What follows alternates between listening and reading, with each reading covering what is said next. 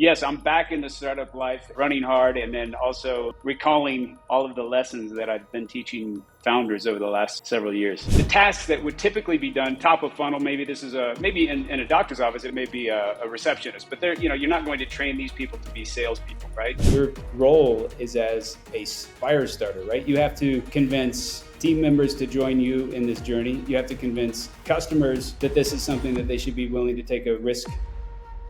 Hello, and welcome to this first episode of the Startup Unleashed INSEAD series. I'm Rishi, Vice President at AAPNA Infotech and an avid startup enthusiast. I'm joined today by Gautam, a colleague and the head of startup practice. I'm super excited to announce that our first guest is the indomitable Mr. Kurt Pfluger, who has played a visionary role in the startup space for the past 25 years. Kurt started in the startup world soon after graduating from Indiana University in 1996 with InElectronics, which provided component sourcing through tech-enabled supply chain management. InElectronics got bought over by PartMiner in 1999. He then founded several successful startups, including the very successful 4DS Memory Limited, a semiconductor development company of non-volatile memory technology. In 2005, Kurt ventured into the world of angel investment and soon after into venture capital, providing over the years advice and funding to numerous companies. Now, with RevvUp.ai, Kurt is returning to the world of founders once again. RevvUp is seeking to revolutionize the world of sales, starting with sales for hair clinics, helping them acquire more customers without hiring more salespeople, or for doctors having to become salesmen themselves. Without further ado, let's welcome Kurt and learn more about RevvUp and from his immense experience as a founder and investor.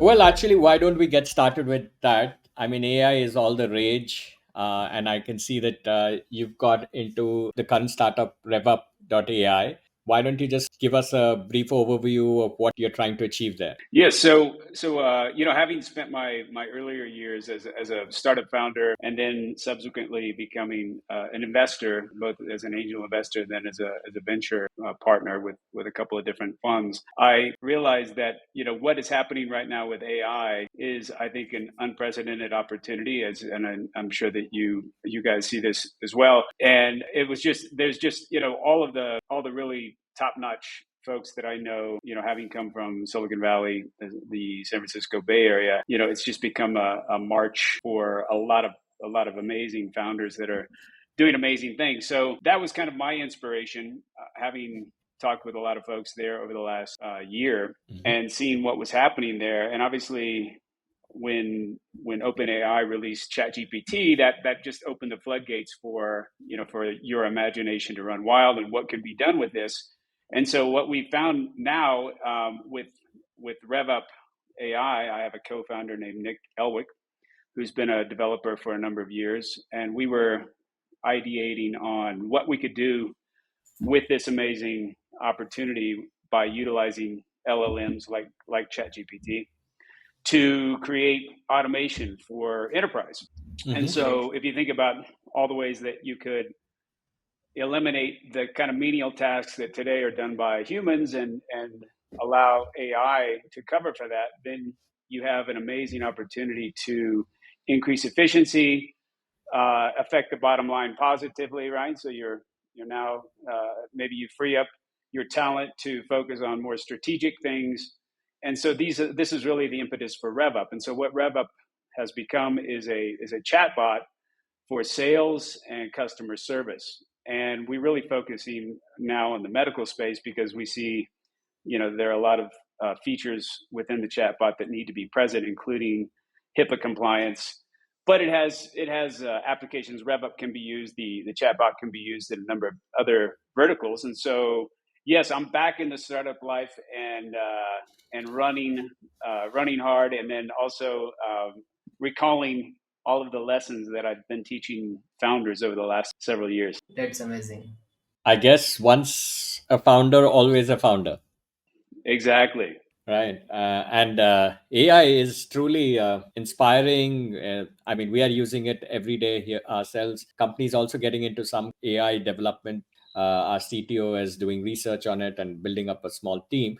But personally, I mean, it's like whenever I feel I need somebody to bounce some ideas off or struggling with even writing an email, ChatGPT has been so helpful. So I'm curious. So, I understand the chat function. How's this working out? I mean, in the sales function, is that something that pops up in the websites of companies, medical companies? Is that what you're trying to achieve? Yeah, so we're currently one of our first, and this is really kind of the impetus for the product is that one of our first customers happened to be a customer that's selling products and services to alongside of doctors. So I guess they provide a platform in which doctors are then able to access new clients Hmm. for products and services for a specific vertical. So those requirements came about for that customer, which includes having the chatbot, yes, in a website, but it could also be tied into an IG chat, WhatsApp, Facebook Messenger, any of these chats. And so this chatbot is trained. We've specifically trained this chatbot. If you just try to use ingesting information into an LLM and then Hmm. trying to see how well this thing will sell, it really doesn't do that. So we had to kind of create a module which really trains the bot to really perform like your best salesperson, right? So it can upsell, downsell, cross sell, set appointments, and so these are the kinds of things that we thought were the tasks that would typically be done top of funnel. Maybe this is maybe in a doctor's office it may be a receptionist, but you're not going to train these people to be salespeople, right? And so this True. company wanted to utilize the having this ability because everything they do is digital. They Hmm. do an analysis for new clients that doctors can then access to give the treatments to. So we saw this as an opportunity to create really kind of a sales force for this platform where they don't have to hire people, they don't have to train salespeople internally, nor do the doctors have to become salespeople, and they're really horrible at becoming salespeople. So this really fit naturally for this particular use case, and we think that we've actually had we have other, as I mentioned, other verticals that are also interested in this too, and which would require some really fine tuning of this chatbot and what it does. Because I think the problem that we're seeing out there with a lot of these chatbots that are coming out and trying to become sales or customer services, they're not really trained to really understand the specifics of that industry and also the nuances that are Hmm. required in those kind of conversations. And so that's why we feel like we're trying to take a different angle on this, and so far it's working with good effect. I would imagine in the medical field, I mean, I come from a family of doctors, it would be very different. I mean, selling to other doctors and so on, it's not your typical sales in a corporate life or in a B2B business, for example. Yeah, this is a little bit. There's a little bit of a differentiator in that this chatbot is dealing with new uh, patients that may Okay. be looking to receive treatments for. In this case, it's hair loss, right? So they may be looking to get Ah. treatments in hair loss, but this company has a platform which they're able to analyze the hair loss or hair gain in a patient, and Hmm. then this chatbot is enabled to, once that patient receives their analysis, then Right. and this is all done through a chat, right? So they receive right. their notification, and then the patient may have questions, and so all of this is done in a HIPAA compliant chat environment, whether that's through the web or tied in with WhatsApp, Instagram, Facebook Messenger, Mhm. to communicate to that patient and then answer any questions that the patient may have in a private setting, and then as well book an appointment with the doctor so that they can begin treatments. But all of the knowledge base and everything that has to go along with that, and understanding how to communicate with a patient, is all kind of built into this chatbot. Oh, that's amazing.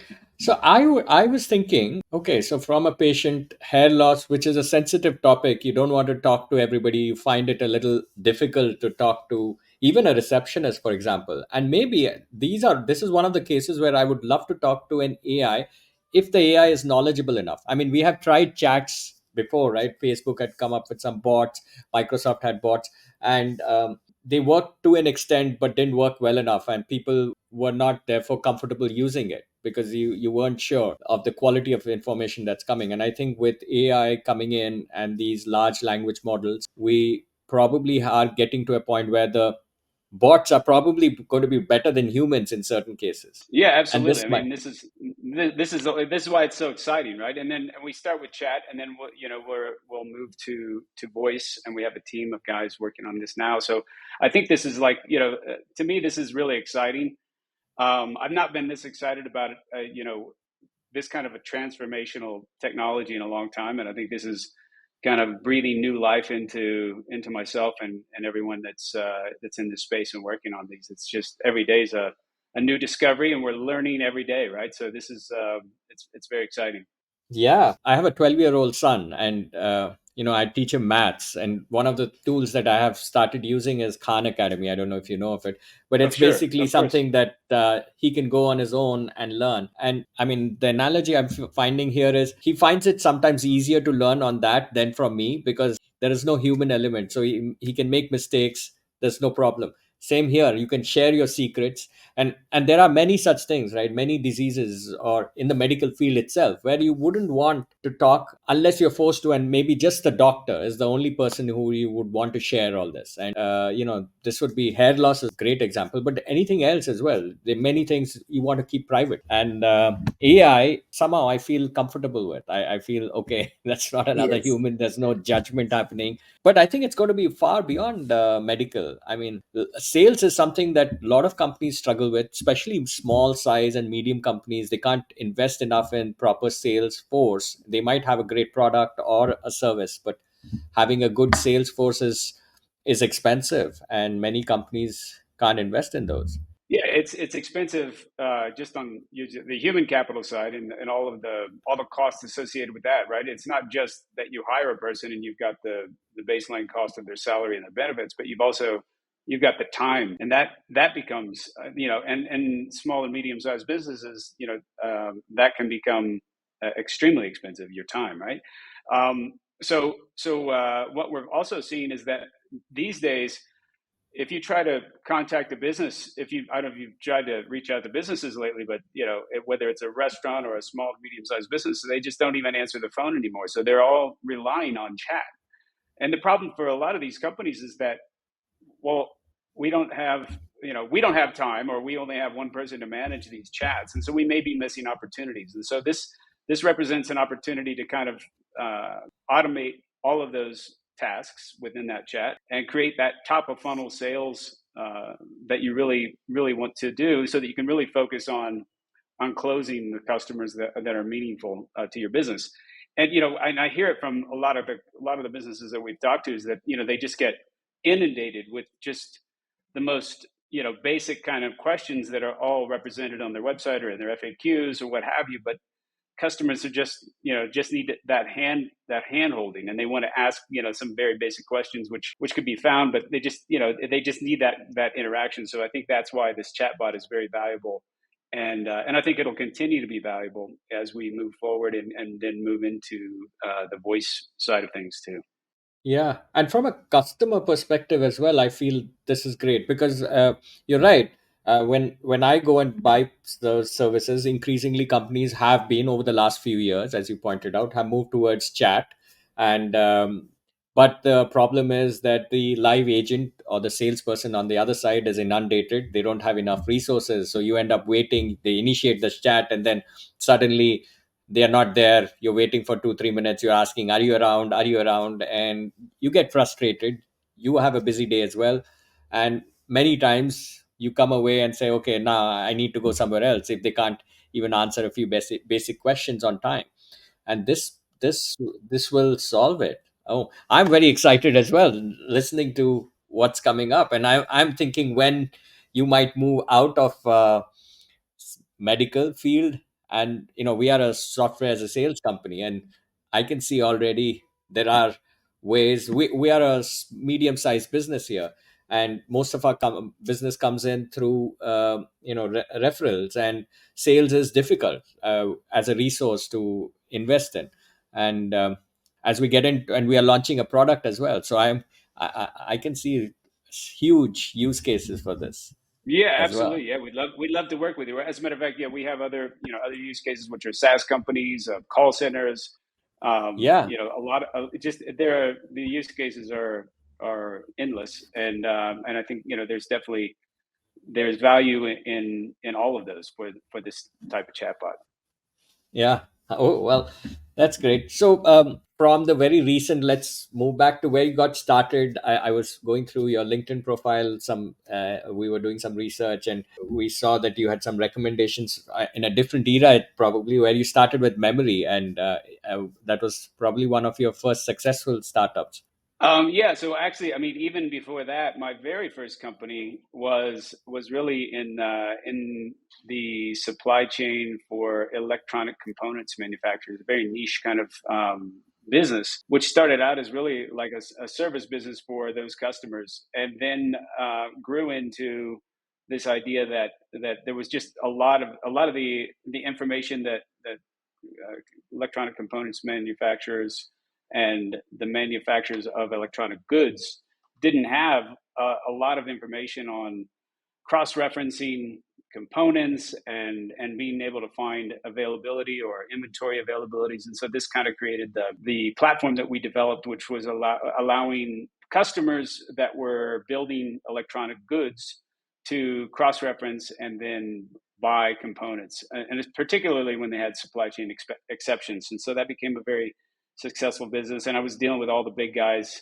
and that's really what had taken me to Silicon Valley. I was dealing with a lot of at that time, this is back in the late 90s, there were still a lot of manufacturing being done in the US and or controlled by the folks in the US. And so we were dealing with all the big, like HP, IBM, GE. I mean, we had a lot of big customers, and then their contract manufacturers too, that would utilize our service for their needs, and that became a really good business. And then from that point, I actually ran that business for as long as I could on my own with just a small group of people, and then went out to raise capital from the VCs in Silicon Valley. And I don't remember at that time, but this is in the late 90s.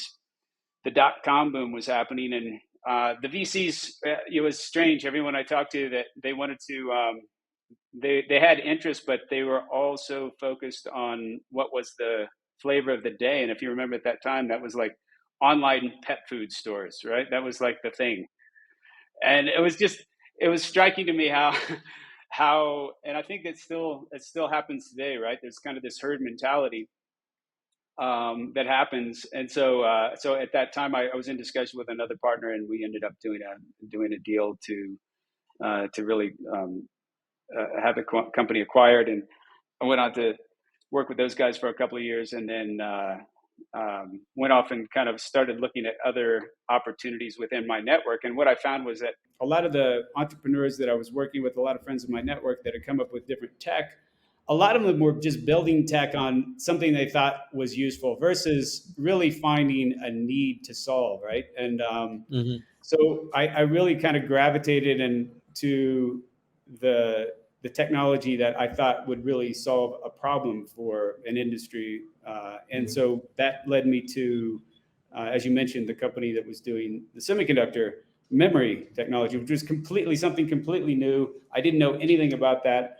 I had to spend quite a long time, about 6 months, studying the industry to understand what it was, what the tech was, and where the value was, and where this had applicability, and was able to start that company with some really amazing founders and some really amazing investors that patiently helped us, guide us, and wait for us to get to a point where we could get some commercial interest. And so that became a big hit. That was a company called 40S.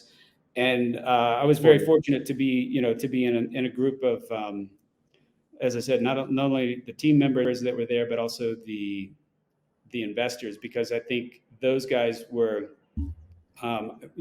really helped me in getting a real education and where they were coming from, and what we really needed to focus on, what was important.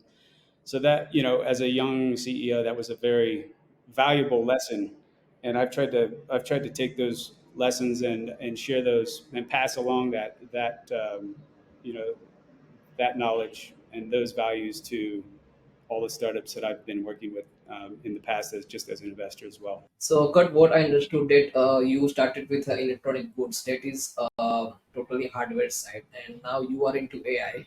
So that is totally different from the electronic goods that is in the software space. So when you start enter into software space, what changes did you found? Yeah, Because yeah. So actually, yeah, the very first company actually became a SaaS for supply chain. So we kind of Supply chain. aggregated, yeah, we aggregated all this disparate information on product cross referencing and product availability and excess inventories. So that did become a software company.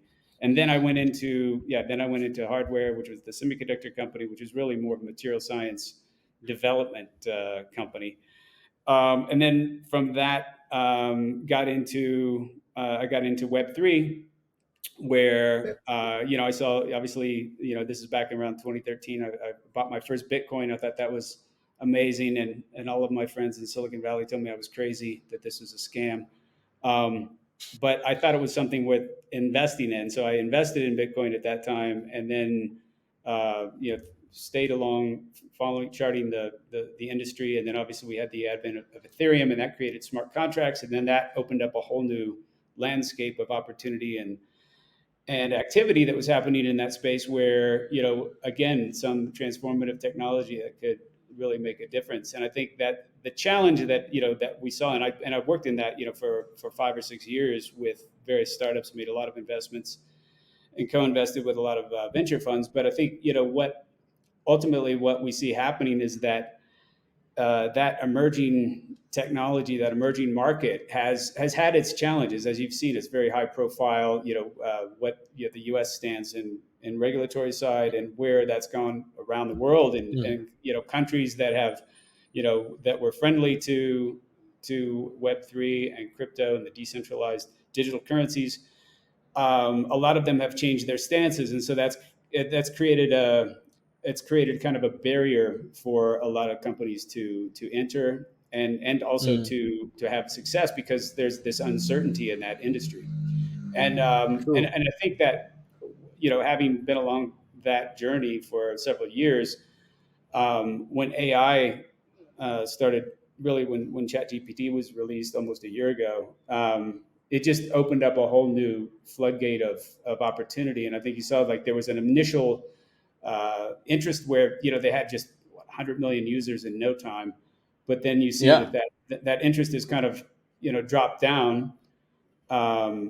However, I think if you look at the people, the builders that are out there that are doing interesting things, I think that we're at the very early stages of what will become a very transformative industry, and I think one that offers opportunity for people all over the world, and even those folks that are that don't have opportunities to participate.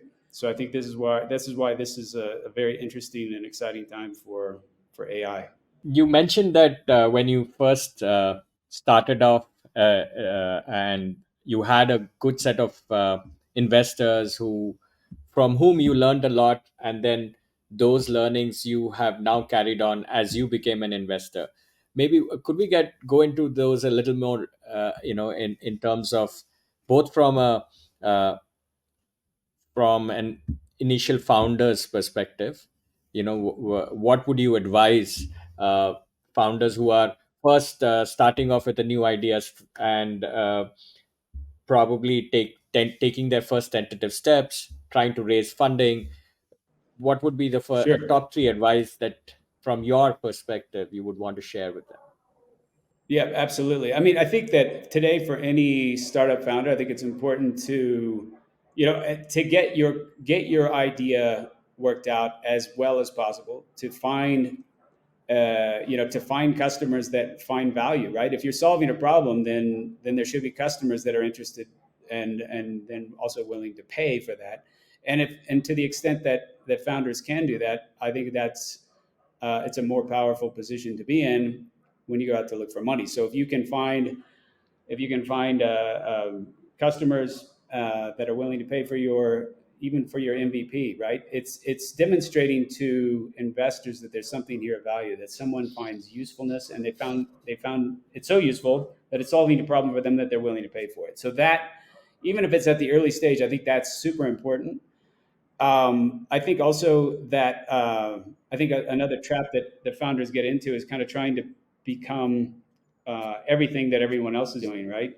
And so you see a lot of copycat. I mean, I saw this as an investor. I saw a lot of just much of the same, right? You see many companies kind of copycatting one another and going after the same opportunities. And I think where you can differentiate yourself is important, and finding maybe alternate paths that not everyone else is going through. I talked about the online pet food dilemma back in the 90s. So I think that happens a lot with founders, where they think that they're going down a track because it looks interesting, or because they think they can get funding because someone else was doing this. I see this a lot, and I think it's important that as a founder, you have to find that which you are inspired by, and that you're going to wake up every day and kick ass regardless of what someone's telling you, or what what the market's telling you. But you have to know that you're out there solving a problem for someone too. That's important. If you're not solving a problem for someone and they're not willing to pay for it, you probably don't have a good shot at a business. And so I think investors, and especially these days, investors are this is the amount of money invested as compared to last year and the year before, or significantly down. And so I think it's important for founders to differentiate, to find the product market fit if possible, to get to a point where you have an MVP and you can show that there's customer interest and revenues. And then also I think the other thing that's important for founders is that your role is as a fire starter, right? You have to convince team members to join you in this journey. You have to convince customers that this is something that they should be willing to take a risk dealing with a startup for your particular product or service. And then you also have to convince investors that this is something that is worthy. And I think all of those things go back to that point that I made earlier, is that you have to be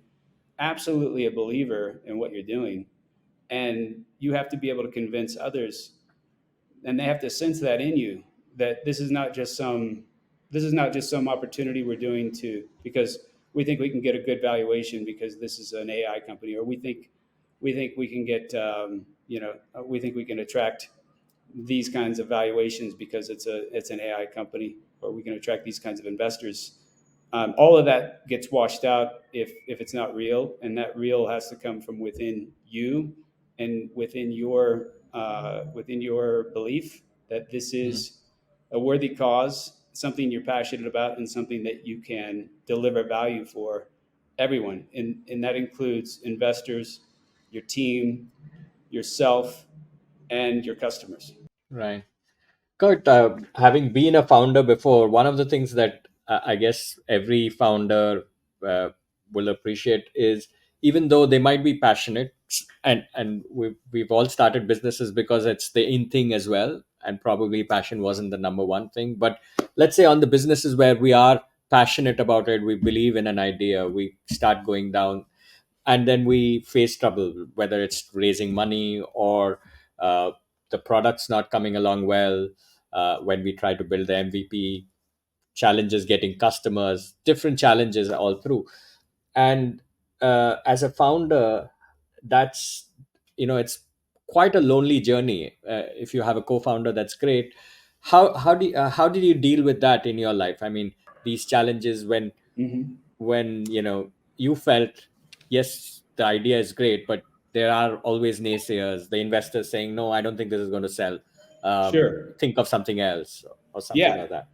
Yeah, that's always. I mean, yeah. First of all, if you're faint of heart, becoming a startup founder is probably not for you, because it is an absolute gut wrenching experience. I mean, you probably have. I always say, every startup has 9 lives. In other words, you're going to face certain death at least 9 times if you can continue going, and sometimes 13. Right? It's just that never ending battle of roller coaster riding up to Right. great heights, and then getting slammed back down at the bottom. So yeah, I think that if it really is like your confidence is one thing, and you're right. Your confidence is great, but if the market, if customers are telling you this is not, we don't see value in this, we're not willing to try it, or even because we don't see the value, or we're not willing to pay for it because we don't think there's value there. I think that should be the first instance of there's a problem, and from that point, I think you need to maybe go back to the drawing board. And this happens with every startup, right? You're trying to find product market fit, and you go down a path, and you might find out it's not the right path, and so you have to be very nimble and be willing to shift to make things work, and eventually, you if you keep down that path and keep trying and working with those customers to try to solve those problems, I think that you'll eventually get there. Right. Okay. And I think I read a long time back, Seth Godin had written something on these lines on when, uh, when you need to agree. I mean, in this path, when you are the fire starter, you have the idea, passionate about it, and you believe in it. But at some point, sometimes you have to agree that either the market is not ready or it's not the right time. And it's a difficult decision to make, but not making it is also the wrong thing to do because Oh you've yeah, spent far too absolutely. long. Yeah. Yeah, and I've been there. I mean, I think this is a trap that all founders fall into, is that you fall in love with your idea and think that it can continue down this path and you'll get it right. But eventually, it could be that, the universe and the market is telling you this is not going to work. And you have to be willing to grow fast or fail fast, which has been said before, obviously. But I think there's a lot of value in that. And you as a founder, and believe me, I've been through this, and I made that mistake. And please don't make this mistake where you hold on to an idea because you think you can make it work. There are going to be some truths that are going to come to you, and you have to be willing to listen to that and understand that failure is a way for you to learn, and it's a way for you to actually look at other opportunities, which is even better, right? Find something else that you can be successful at, rather than holding on to something that may not really have the fit, and may not have the all the right ingredients to become a successful business. uh, as one of those unique founders, I mean, you who have probably done successful businesses a long time back, become an investor, and then now going back into founding again. What differences do you see between you now as a more mature founder with all the knowledge and experience that you have, especially the experience from being an investor, and the you know young, fresh out of college founder? uh, Yeah, yeah. I mean, obviously, aside from the gray hair and the obvious age difference, I think that there's I think having been through all this in the past, and I look back at my younger self, and I think I was, maybe overly confident, right? So ego can get in the way of yourself, and so that's something that I think has become a change from my younger self until now. I feel humbled at the opportunity, and I feel like I also have, when I can see things that are happening, and I already know intuitively where this is mm, going, right? Whether it's running into a specific situation, or personalities, right. or investor, understanding what the language that investors speak, right? Because sometimes they'll tell you one thing, but really they mean something completely different. True. And so all of those things are kind of all of the scar tissue, I guess, I have of being a startup founder in the early days and getting just absolutely throttled have been useful in where I am today and the perspective that I have. And then I'm sharing that with my co-founder, who's a younger guy, and this is his first time being in a startup. So it's great for me to be able to share those lessons that I learned, so that he doesn't make those same mistakes. Right. I read somewhere that the more successful founders, we think, I mean, because we see Facebooks and the spectacular successes of Bill Gates and uh, Mark Zuckerberg, and we think it's all uh, the fresh out of college guys who are really succeeding. But apparently it's more on the uh, plus 45 ones who are more successful in entrepreneurship. Apparently that's what the statistics and research is showing. Yeah, I mean, it's interesting, and I tend to agree with that. Not just because I'm at that spot myself, but I do see that, and I saw this actually in a lot of the Web3 investing that we did. We had a lot of very early startup founders. Maybe it was their first time being a startup founder, and they were in a position to raise a lot of capital, Hmm. but there really wasn't. Maybe there wasn't a good system in place for them. They didn't have maybe good advisors. And this is another thing I think I recommend for any startup is to have advisors. Find people that know more than you. Find mentors. Find people that you could bring on as advisors or board members that can help you drive help drive this company in this journey that you have. Um, and I saw this in a lot with the Web3, as I mentioned. A lot of these young founders just had no experience. They didn't know how to run the treasury. They didn't know how to manage employees. They didn't know how to go find product market fit. So there were a lot of these things which became incredibly disappointing, I think, for a lot of the venture money that went into Web3, when in fact we all probably, if we really stopped and had a look, we probably would have realized that these guys were ill-equipped to become successful. So I Mm. think that, and that's why I think it's important for any startup founder to have a sounding board, have a good advisory board. Bring on some really top-notch people from your industry, people you admire, and people that could provide guidance for you, because you're really going to go through an absolute shitstorm, and you need to be able to, you really need to have people around you that can help guide you when things get tough. And trying to do that as you're on your own as a young founder is almost, it's almost like you feel like you've entered the realms of hell. So along with the advisory board, so there are some founders who have the idea, but they are not technical. So they need some technical person to onboard as a co-founder and as a CTO. So as a founder, what would you find the key qualities for CTO? Yeah, I mean, I think as a startup, the titles are sort of useless. I don't know. I don't mean that in a negative way. I mean that you, as a startup, you have to do everything, right? So Mm. you're everything. You're a startup founder. So you may be filling the role as the CTO, but you also may be helping in marketing, and you may be helping set up email accounts for new team members that are coming on. You have to really do everything, right? You've got to pay the light bills.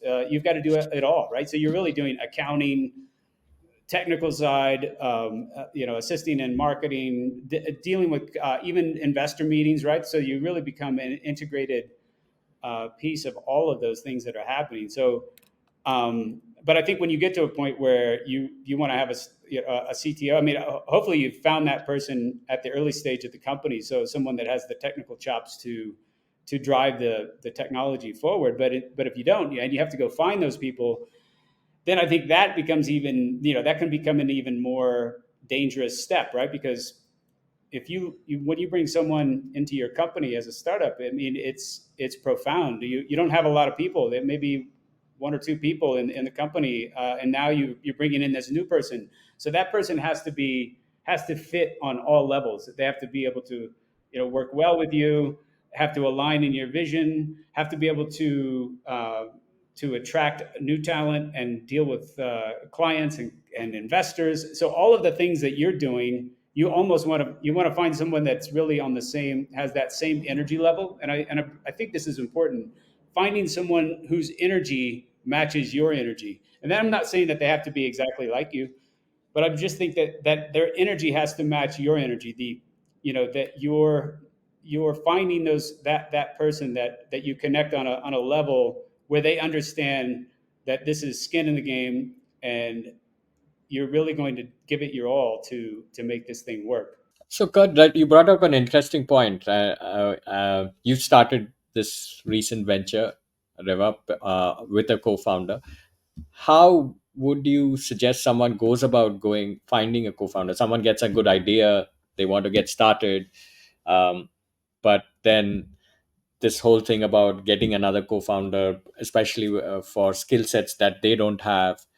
How do you? I mean, people struggle with that. Yeah. I mean, and that was really the case. I mean, my co-founder is our CTO, and I spent months, getting to know this person before we even talked about starting a company, right? So it afforded me the opportunity to understand how they think, how they handle situations, the kind of person they are, how they deal with adversity, and Hmm. all of those things, led to us developing a friendship, and then understanding that we had similar interests, and then trying to determine how we could create value together. And that's how I found this co-founder, in Nick Elwick, my CTO. So I think in finding those kinds of people, sometimes you don't have the time, but I think once you spend some time with people, you may not have like months to do this, right? Because you're in a startup and you want to find someone that could help you grow quickly. And I think you have to look at at their track record, talk to references, work with your mentors, work with your advisors, to help you determine if this is the right fit for the company. And that actually is an immense value that advisors can provide to you, because you as a startup founder, you have tunnel vision, and to be Hmm. able to see some of the obvious glaring issues that may come up when you're talking to a candidate to join the company may not be as obvious to you as they are to people outside the company and people that have an interest, right? So those would be advisors and investors. Like I really think that you really need to get their support, get their buy-in, and have them help you in determining whether these individuals are the right people to come in as whether a co-founder or a new hire. Right. uh, you mentioned getting mentors and advisors a few times, and I've heard that being said as well, that it's important. But as a startup founder where funds are limited, you are focusing on building your product, for example. I think one of the things you would struggle with is one, probably finding the founders itself, finding the advisors, but also thinking that, okay, these are high level people who, how do I justify their time to be an advisor with me. And typically, would they be interested in advising a small business like mine? I mean, as a startup, these are questions that probably go through a founder's mind, and prevent them from reaching out to advisors, especially if there's are advisors they don't know. I mean, they just know of them probably from the industry, and they would like them to be on board. Is there a structure in place where this can be done? There's a in bigger companies you have boards, and you get people on the board to advise you. You pay the board members. There's a proper structure there for their time. What about smaller startups? Yeah, and typically in a startup, advisors are coming on for equity. All right, the startup doesn't have cash on hand, and they don't certainly they can't afford to burn valuable cash on advisors. So this goes back to my what we talked about earlier. You have to be a fire starter. You have to believe in what you're doing. You have to be willing to put yourself out there, attract those advisors through a network. I think a warm introduction from someone that knows someone is much better than you trying to cold call those people. Hmm. And you have to sell them on your vision, and that's why it's so important for you to be able to communicate clearly the value that you're creating, and why whether it's an advisor, a new employee, an investor, a client should work with you. and you have to be able to communicate that in a very, you only have one shot at a first impression, as they say. So you've got to be able to find the right people that believe in you, and they believe in the story and the value that you're creating with that startup. And so I think that's really important. But but in terms of paying these people, you're not paying them. They're coming on to help you and advise you, and in turn, they're receiving equity for their services. Right. And how do you decide the equity? Is there I mean, what? Yeah, I mean, it could go anywhere from, advisors could get, 0.25% vesting over time up to, I've seen advisors getting, 1%, 2%. It depends on what they're doing for you, right? So Right. some Sure. advisors, have limited time and can only provide certain value, and others maybe actually really, and they're working full time for the company, but really in the role of as an advisor. But maybe they're doing technical work, maybe they're coding for you. What could be anything. Mm, So those in terms of what you're giving those folks in with equity, it varies. But you've got to make it that it's worth their time and they believe in what you're doing of to course. get them on, right? Right. I meet, I mean, a lot of my friends and college, they talk about the fact that you started a business when you were much younger, where you were lucky. We missed that boat. We want to do it now, but we are scared. We have never done it before. We also have responsibilities. We have a kids, education, wife, and all sorts of things, and reasons why they don't want to or feel scared to get started. What advice would you give such folks about Yeah, all, starting? all valid. And I think, this is one thing that, I guess, you almost have to be willing. You don't want to, you obviously don't want to create a negative environment for your loved ones. If you have family that you're now diving headlong into this startup, and you're going to spend 18 hours a day because that's what it's going to take.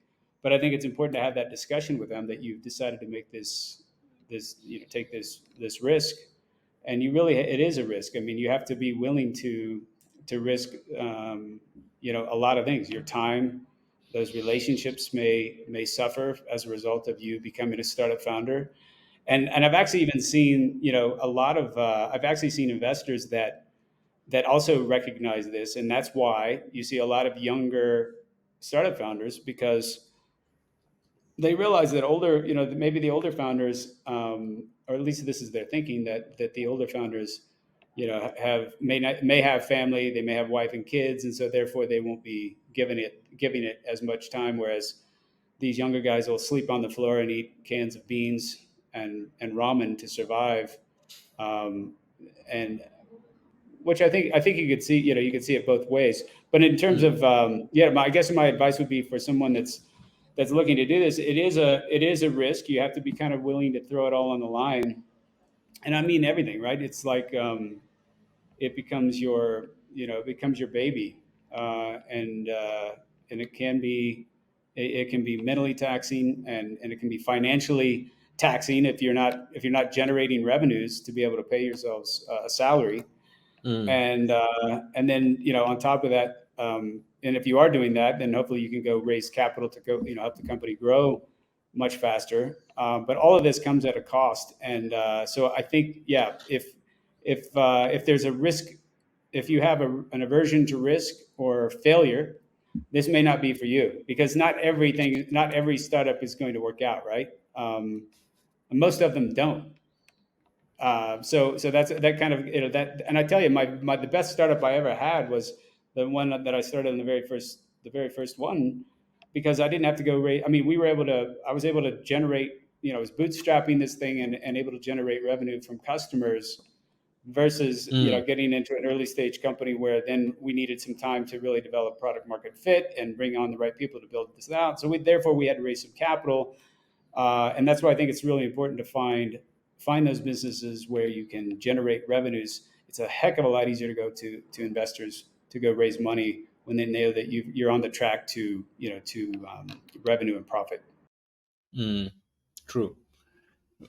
So, Kurt, you're an avid surfer as well, right? So, how do you make time, especially now with starting a new business, and how do you manage this time for yourself Yeah, well, and with? that's a great point. I don't. I'm not surfing now, so my my time is now building this company and making making that a success. So it's another great point. Yeah, we need to sacrifice. Sometimes we do need to sacrifice, but I think that the sacrifice is worth it. And I hope that sometime over the next 12 months I'll have a weekend where I can get out on a wave.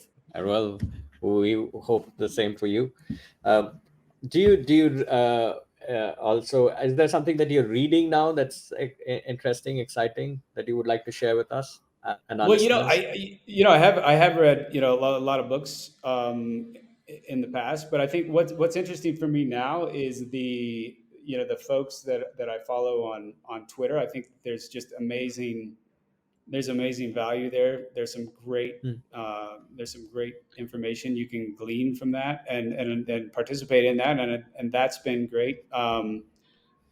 So yeah, I think that now these days, time is of the essence, and I don't have to maybe not have time to read books the way I used to, and so I find audiobooks or even just following different folks that I really respect and learn from on Twitter or LinkedIn have been really kind of what is propelling my ideation at this point.